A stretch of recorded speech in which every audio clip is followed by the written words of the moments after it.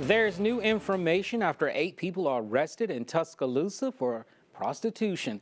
We're glad to be with you tonight. I'm Jabari Pruitt. In tonight's top story, we spoke with the Tuscaloosa Police Chief Steve Anderson, who tells us Northport and Tuscaloosa Police Departments worked together on this case. He says they were given 3 free rooms at a local hotel for the sting. The investigation focused on men who solicit online prostitution along the Skyland corridor. A Birmingham police officer is recovering tonight after a 3-car crash. It happened just before noon today at the intersection of Highway 11 and Roebuck Parkway in Birmingham. The officer was taken to UAB Hospital with minor injuries. The investigation continues. And the investigation also continues after a crash that left 1 person dead. It happened Saturday morning on Interstate 459 near Exit 6 in Bessemer. Police say the driver was traveling the wrong way when it collided with another car. The driver is recovering tonight at UAB Hospital. We're turning our attention now to the weather. Meteorologist Peter Crank is in with a first look at that forecast. Peter, good evening. Good evening, Jabari, and happy Valentine's to you. Today is Valentine's Day, tomorrow is President's Day, and we're dealing with some pretty nice conditions today across the area. Now, there are a few showers further to our north and west, rain showers as you go from about Nashville down to Memphis into Arkansas, but as you go further to the north and east, you see that changeover from freezing rain, sleet into snow as you head into the Appalachian Mountains. Now, for us, we're just going to be doing some rain tomorrow, but we are still going to stay on the warm side of things. So that is good news for us. We're currently sitting at 55, but it is 24 in Louisville.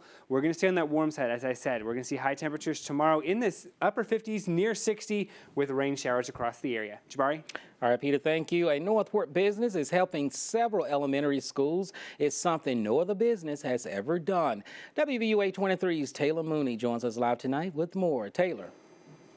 That's right, Jabari. When you buy at least a gallon of gas at the C-Mart gas station in Northport, 5 elementary schools will benefit in a big way. Basically, for every single gallon of gasoline that we sell, we're going to donate a penny to the Northport Fine Arts Initiative. So that money is basically going to go towards help funding teachers.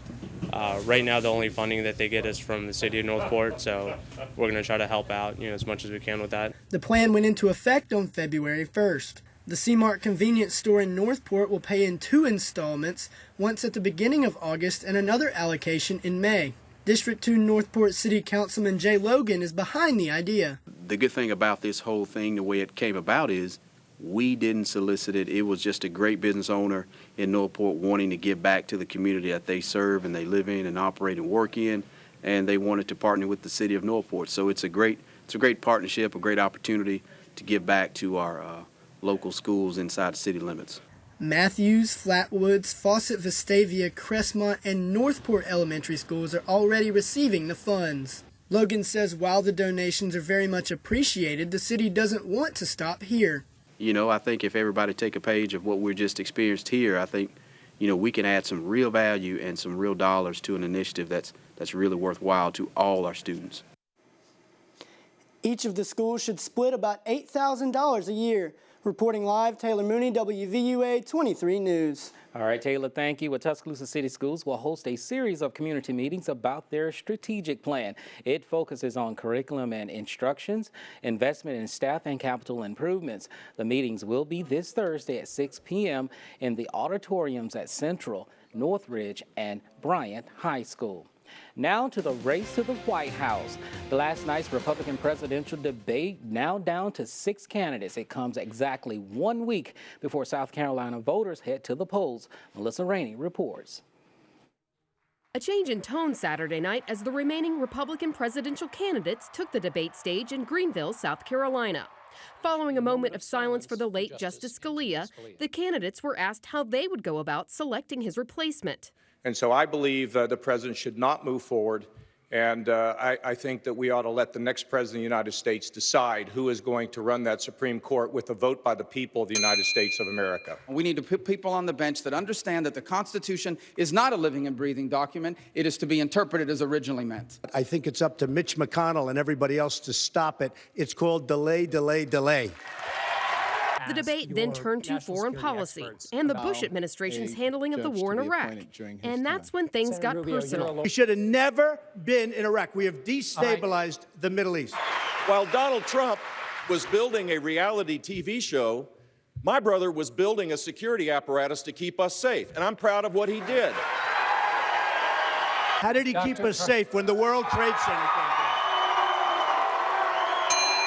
The World, excuse me, I lost hundreds of friends. The World Trade Center came down during the rain in Georgia. He kept us safe. That's not safe. The World Trade Center came down because Bill Clinton didn't kill Osama bin Laden when he had the chance to kill him. Ohio Governor John Kasich perhaps summing up the debate best. I got to tell you, this is just crazy, huh? This is just nuts, okay? I'm Melissa Rainey reporting. And Alabama's primary is March 1st. And want to give back to the community? Well, the Tuscaloosa Community Soup Bowl could use some volunteers. The Soup Bowl is known for its dedication to feeding the hungry in Tuscaloosa. If you would like to volunteer, just call the number on your screen, 752-2421. And earlier this month, the Rosa Parks Museum in Montgomery celebrated what would have been her 103rd birthday. As part of Black History Month, I took a tour of the museum that's dedicated to her. The Rosa Parks Museum was opened and dedicated to Parks back in 2000. It's a major landmark in the revitalization of downtown Montgomery. Its purpose not only educate the public about Rosa Parks, but also owned events and accomplishments that happened during the Montgomery bus boycott.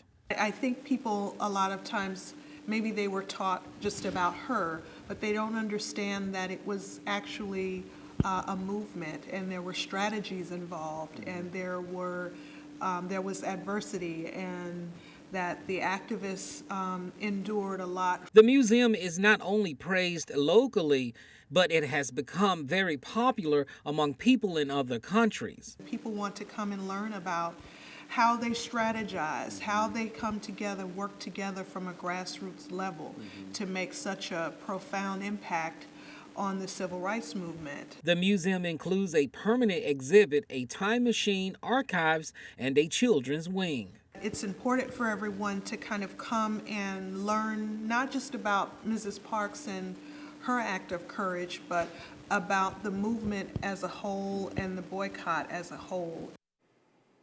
Now you can take a tour of the Rosa Parks Museum anytime, and it's free.